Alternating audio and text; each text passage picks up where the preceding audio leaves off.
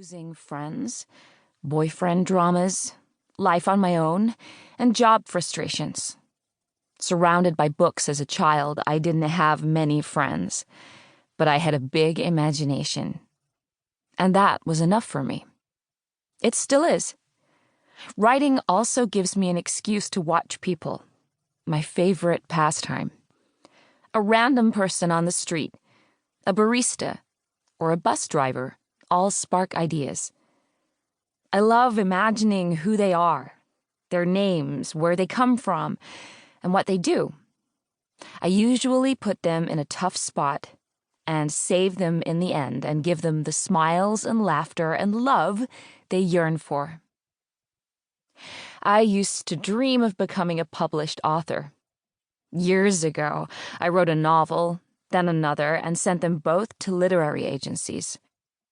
All I got in return was silence, polite no's, or painful critique I wasn't ready for.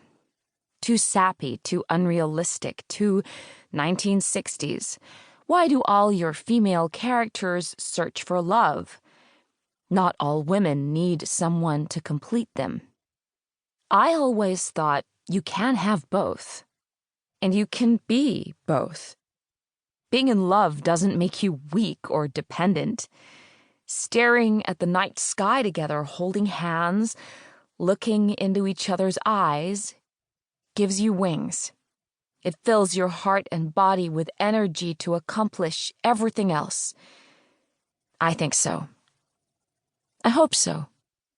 Yes, my characters all lived happily ever after, but I don't see anything wrong with that. There's enough sadness in the world as it is.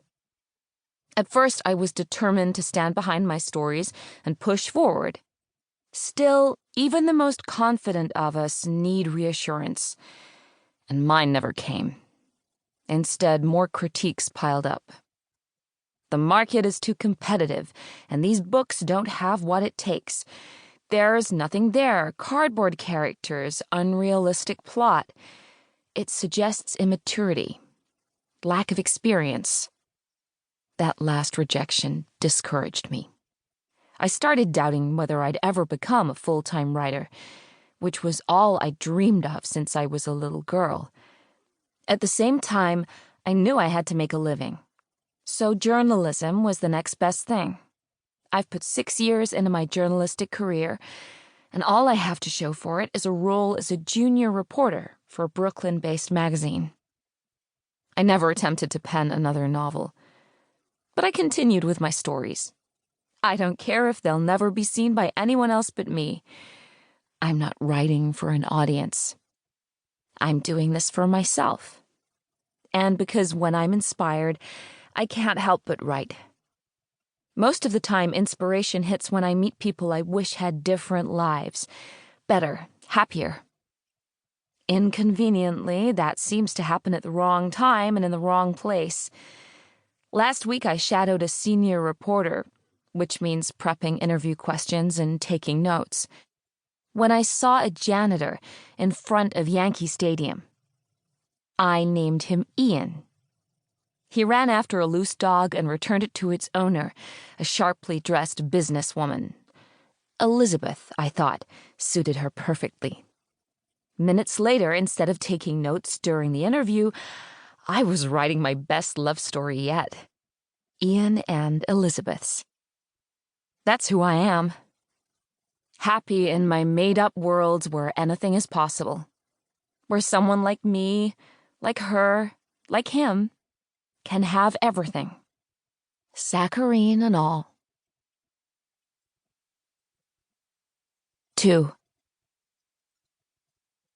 I finally get to the front of the line in the Starbucks where I just saw Natalie Bechamel. "Good morning, Maya. What will it be today?" asks the barista with a smile. "Hi, Kay." Kay has her own HEA that I wrote last year, still waiting for it to happen.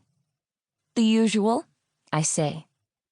1 venti frappuccino with extra whipped cream and chocolate sauce, 1 grande, quad non-fat, 1 pump, no whip mocha, 1 tall chai tea latte, 3 pumps, skim milk, no foam, extra hot, 1...